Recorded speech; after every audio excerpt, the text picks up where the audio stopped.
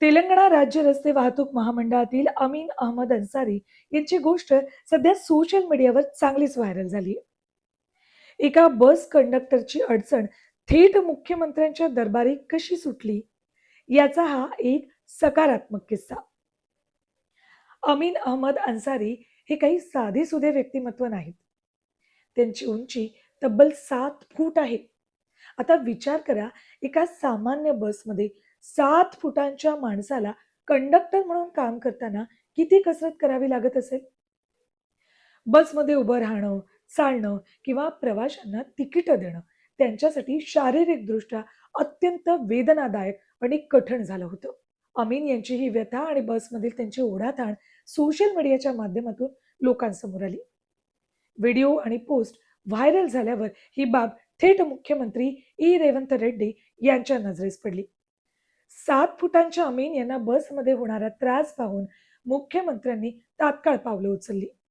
या एका सकारात्मक बातमीच्या पलीकडे प्रशासकीय कार्यक्षमतेवर आणि व्यवस्थेवर अनेक प्रश्न उभे राहतात.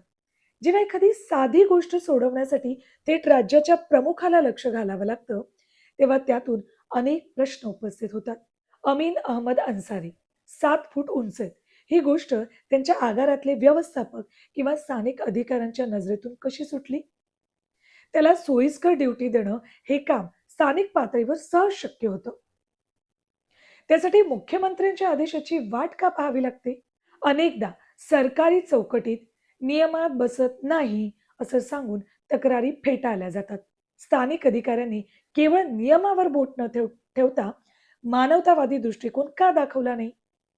जर अमीन यांचा व्हिडिओ व्हायरल झाला नसता, तर त्यांना आजही त्याच कसरती कराव्या लागल्या असत्या का?